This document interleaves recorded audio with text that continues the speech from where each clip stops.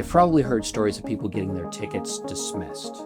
Maybe a friend told you the officer didn't show up, or someone got off on a technicality. But you've also heard of people who fought their tickets and lost anyway. So what's the difference? Why do some tickets get dismissed while others stick? In this video, I'm going to show you what makes certain traffic tickets easier to fight than others, the type of evidence the state relies on, and where that evidence is often weakest, and how attorneys that are good at their job evaluate citations to find the best defense strategy for each case. Hey, Mark Bigger here. I'm an attorney who grew up in a family of professional drivers, racked up plenty of miles, and got my fair share of tickets, so I started fighting them. It turned out I wasn't too bad at it. Now that's all our firm does in court. If you've got a ticket, you want to speak with an attorney who you can trust, give us a call at 661-859-1177. Let's start by understanding what the state actually needs in order to prove your case and where those requirements create opportunities for the defense. What type of evidence does the state rely on in traffic cases? Every traffic case comes down to evidence. The state has to prove beyond a reasonable doubt that you committed the violation you're charged with. If they can't meet that burden, you should be found not guilty. Understanding what evidence they're relying on helps you see where their case might be weak. The most common type of evidence in traffic cases is officer testimony. The officer who cited you will testify about what they observed, how fast you were going, whether you stopped at the sign, how you were driving before the stop. Their testimony is based on their training, their experience, and their recollection of events that might have happened months before the trial date. For speed-related violations, the state often relies on technological evidence like radar or LiDAR readings. These devices measure your speed electronically and provide a specific number the officer can cite. The prosecution presents this reading as objective proof of how fast you were going. Some cases involve documentary evidence like photograph of traffic signs, diagrams of intersections, or records from electronic logging devices. In commercial vehicle cases, the state might introduce inspection reports, logbook records, or equipment maintenance documentation. Finally, there's circumstantial evidence that's not necessarily to the case, but is important, like road conditions, traffic patterns, weather, and time of day. These factors help establish context where the alleged violation could either strengthen or weaken the state's narrative. The strength of a case depends on which type of evidence are available and how solid each piece is. A case built entirely on officer recollection is different from one supported by radar readings, video footage, and multiple witnesses. Knowing what evidence exists tells us a lot about how difficult the case would be to fight. What common weaknesses do attorneys look for when evaluating citations? When we review a traffic citation, we're looking for gaps, inconsistencies, and procedural failures that create reasonable doubt. Some cases have obvious weaknesses, like where two officers both have to show up in order to testify. Others require deeper investigation. Here are some of the most common areas. Equipment calibration and maintenance is a frequent issue in speed-related cases. Radar and LiDAR devices must be calibrated regularly to ensure accurate readings. Officers must be trained and certified to operate them properly. If the device wasn't calibrated according to manufacturer's specifications, or if the officer's certification had lapsed, the reading may not be admissible as evidence. Sometimes we request calibration records and training documentation to verify everything was done correctly. Other times, we will wait until court and check to see if the officer brought the right documentation. You would be surprised at how often the case goes away because the police agency records department did not provide the proper documentation when asked, and then we're able to exclude the evidence that came from using that equipment out of court. Officer positioning and observation conditions matter enormously as well. If an officer claims they saw you run a stop sign, we ask where they were positioned when they made that observation. Was there obstructions of blocking their view? Was it dark, rainy, or foggy? Were there other vehicles that could have been confused with yours?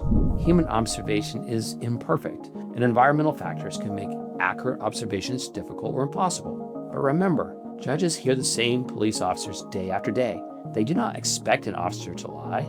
Officers can make mistakes. Officers can forget. But there are very few times when it is reasonable to assume they tried to make up an allegation against you. After all, there are plenty of people speeding and breaking laws that they could have pulled over instead. Timing and documentation of errors appear more often than you would expect. Officers write dozens of citations, sometimes in challenging conditions. Mistakes happen.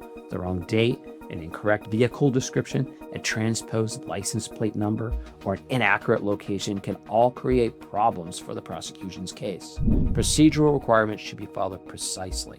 In California, certain types of enforcement require specific conditions to be met. Speed traps, for example, are illegal unless proper engineering and traffic surveys have been conducted. If officers use radar in an area without a valid survey, the citation may be challengeable on those grounds. Similarly, some violations require specific elements to be proven, and if the prosecution can't establish each of those elements, the case fails.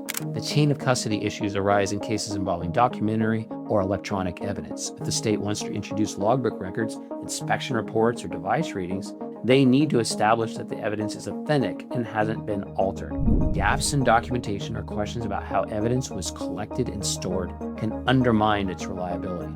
Why does legal strategy depend on the specific violation and evidence?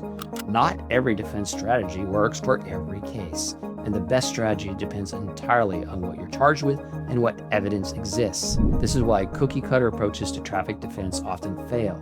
Consider the difference between a speeding ticket based on radar and one based on pacing. For a radar-based citation, we focus on calibration records, officer training, and whether the device was operating correctly. For a pacing citation, we do check speedometer calibration, but also focus on whether the officer maintained a consistent distance, how long they followed you, and whether traffic conditions allowed accurate pacing. Same charge, different defense strategy.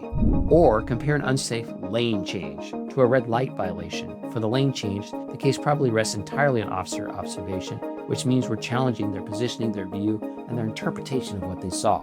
For a red light violation at a camera-enforced intersection, we're dealing with photographic evidence that shows exactly what happened, which requires a different approach focused on timing, signal visibility, and whether you actually were the driver, and whether the violation was a public safety issue and should have been charged in the first place. The strength of available defenses also affects strategic decisions. If we identify a strong procedural defense that could result in dismissal, we might push aggressively for trial. If the evidence against you is solid, but there are mitigating factors, negotiation for a reduced charge might be the smarter play. If you're a CDL driver and the violation carries serious federal consequences, we might prioritize outcomes that avoid specific charge classifications, even if they don't result in complete dismissal.